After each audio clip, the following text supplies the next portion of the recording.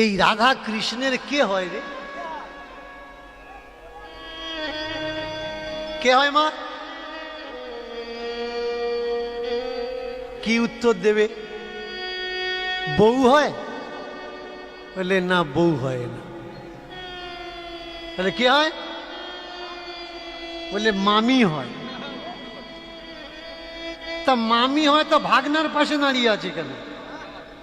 বলে দেখ, দুজন দুজনকে খুব ভালোবাসে। বলে সর্বনাশ, আমাদের গ্রামে হলে পিঠে চামড়া রাখতো না রে। এই বৃন্দাবনে বলে কেউ কিছু বলছে না।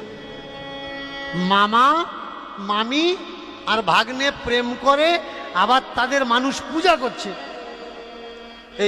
এই রাজ্যে বোধহয় এইরকম হয়,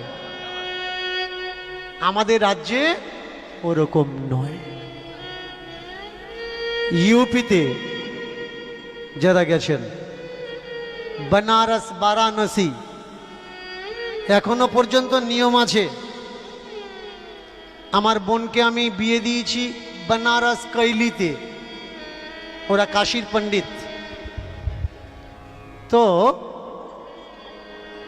ওদের ভিতরে মামা ভাগ্নের ভিতরে ইয়ারকি চলে, মস্করা চলে। আর বাংলায় কার সঙ্গে ইয়ারকি করে? দেওর আর বৌদি। কোনো ছেলে বৌদির সঙ্গে ইয়ারকি করতে পারে, পারে তো, কিন্তু মামিমার সঙ্গে পারে না।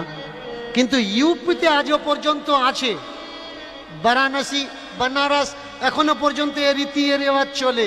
কিন্তু কৃষ্ণকে যদি বাংলায় এত ভালোবাসে, কখনো নিজেকে প্রশ্ন করেছেন সে তার মামিকে ভালোবেসে এত খ্যাতি অর্জন করলো, কিন্তু বাংলার কোনো ছেলেরা তার মামিকে কেন এরকম করে ভালোবাসতে পারে না?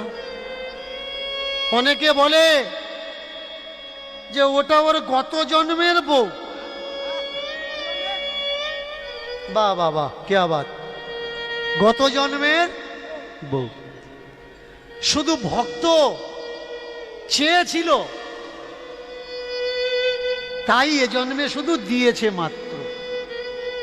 আচ্ছা, কোনো ভক্ত যদি ভগবানের কাছে তার বউকে চায়, তাহলে এরকম দেওয়ার কি দরকার যে ক্ষীর দিলাম, বাটি দিলাম, চামচ দিলাম, কিন্তু মুখ লাগাতে পারবি না? নে, কত ক্ষীর খাবি খা। বাটিতে ক্ষীর আছে, বাটিতে চামচ আছে, কিন্তু মুখ লাগাবি না, খা, কত খাবি। এ কোনো দাওয়া হলো? গত জন্মে আমরা কে কি ছিলাম ও দিয়ে কোনো মাইনে রাখে না, মাইনে রাখে এ জন্মে। যদি পাড়ার কোনো জাট্ট খুঁট্ট ভাই বোন কেউ কারোর সঙ্গে ভালোবাসা করে পালিয়ে যায়, বলুন এই ঘটনাটা ভালো না খারাপ? গ্রামের মানুষ কি বলবে? ঠিক করেছে? বলবে না এক ঘুরে করে দে, পাড়ায় রাখিস না, ওর মুখ দেখিস না। কিন্তু মেনে চলুন, ওরা গত জন্মে স্বামী স্ত্রী ছিল, মারা গেছে।